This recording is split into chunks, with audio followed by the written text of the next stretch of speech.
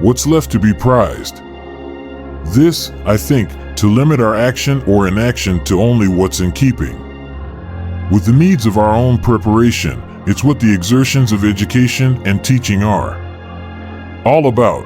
Here's the thing to be prized. If you hold this firmly, you'll stop trying to get yourself all the other things. If you don't, you won't be free, self-sufficient, or liberated from passion, but necessarily full of envy, jealousy, and suspicion for any who have the power to take them.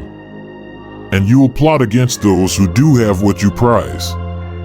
But by having some self-respect for your own mind and prizing it, you will please yourself and be in better harmony with your fellow human beings, and more in tune with the gods, praising everything they have set in order and allotted you. Warren Buffett, whose net worth is approximately $65 billion, lives in the same house he bought in 1958 for $31,500. John Urschel, a lineman for the Baltimore Ravens, makes millions but manages to live on $25,000 a year. San Antonio Spurs star Kawhi Leonard gets around in a 1997 Chevy Tahoe he's had since he was a teenager, even with a contract worth some $94 million. Why? It's not because these men are cheap. It's because the things that matter to them are cheap. Neither Buffett nor Urschel nor Leonard ended up this way by accident. Their lifestyle is the result of prioritizing. They cultivate interests that are decidedly below their financial means, and as a result, any income would allow them freedom to pursue the things they most care about. It just happens that they became wealthy beyond any expectation. This kind of clarity about what they love most in the world means they can enjoy their lives.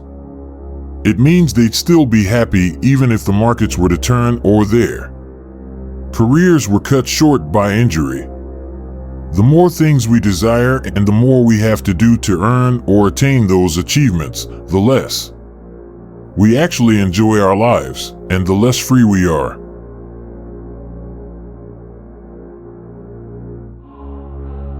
From Rusticus: I learned to read carefully and not be satisfied with a rough understanding of the whole, and not to agree too quickly with those who have a lot to say about something.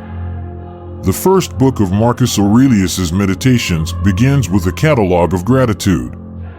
He thanks, one by one, the leading influences in his life. One of the people he thanks is Quintus Junius Rusticus, a teacher who developed in his student a love of deep clarity and understanding, a desire to not just stop at the surface when it comes to learning.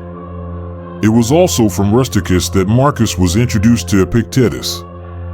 In fact, Rusticus loaned Marcus his personal copy of Epictetus's lectures. Marcus clearly wasn't satisfied with just getting the gist of these lectures and didn't simply accept them on his teacher's recommendation.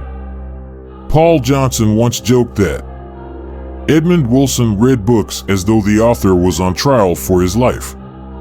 That's how Marcus read Epictetus, and when the lessons passed muster, he absorbed them.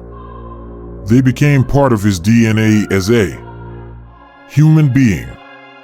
He quoted them at length over the course of his life, finding real clarity and strength in words, even amid the immense luxury and power he would come to possess.